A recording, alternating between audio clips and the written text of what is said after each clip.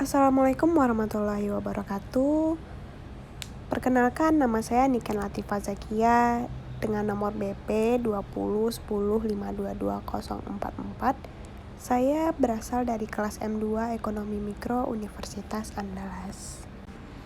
Nah, baiklah, di video ini saya akan membahas tentang pasar oligopoli dan persaingan monopolistik. Nah, baiklah, definisi pasar oligopoli adalah pasar yang terdiri dari beberapa produsen saja. Nah, apa-apa aja sih contoh industri yang termasuk oligopoli?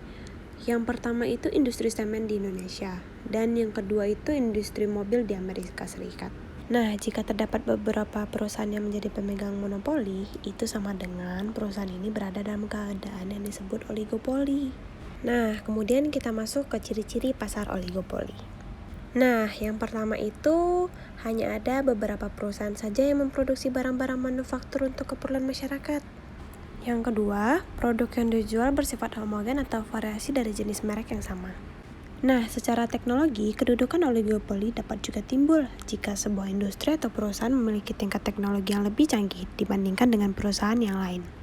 Nah, ternyata oligopoli juga dapat ditimbulkan oleh adanya merger atau penyatuan antara beberapa perusahaan besar sehingga mereka dapat memadukan modal, teknologi, faktor produksi, dan pasar yang dapat lebih mereka kuasai dan menjadi besar. Kemudian perusahaan yang tergabung dalam oligopoli lazimnya mempunyai saling ketergantungan satu sama lain. Nah, sebelum masuk ke persaingan monopolistik, kita akan membahas dulu bentuk-bentuk hambatan kemasukan oligopoli.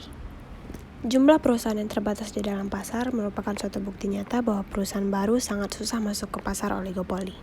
Hambatan yang pertama yaitu skala ekonomi. Apabila suatu perusahaan oligopoli dapat menikmati skala ekonomi sehingga ke tingkat produksi yang sangat besar, ini berarti semakin banyak produksinya, semakin rendah biayanya per unit. Yang kedua, biaya produksi yang berbeda. Perusahaan baru tidak dapat menjual barangnya semurah seperti perusahaan lama, karena perusahaan baru harus mengeluarkan biaya produksi yang lebih tinggi. Oleh karena itu, perusahaan baru tidak dapat menjual barangnya semurah seperti perusahaan lama, karena ini menghambat kemasukan perusahaan baru. Yang ketiga ada keistimewaan hasil produksi. Keistimewaan yang dimiliki oleh barang yang diproduksikan oleh perusahaan lama merupakan sumber lain yang dapat menghambat kemasukan perusahaan baru. Kemudian kita lanjutkan ke persaingan monopolistik.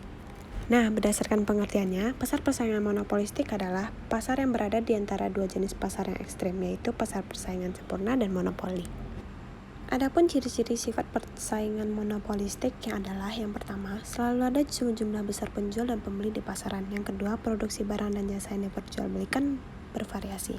Yang ketiga, perusahaan-perusahaan yang memasuki pasar mempunyai kemampuan kendalian terbatas terhadap harga. Yang keempat, memasuki pasar selalu mudah, namun memerlukan kampanye iklan yang luas dan besar biayanya. Kemudian ada kelebihan dan kelemahan pasar monopolistik. Yang pertama, kelebihan. Menghasilkan barang yang beragam yang dapat meningkatkan kesejahteraan konsumen. Kemudian, distribusi pendapatan yang lebih merata di dalam masyarakat. B. Kelemahan dari pasar persaingan monopolistik. Yang pertama, operasinya tidak se-efisien pasar persaingan sempurna. Dan yang kedua, perusahaan tidak mempunyai galakan untuk melakukan inovasi.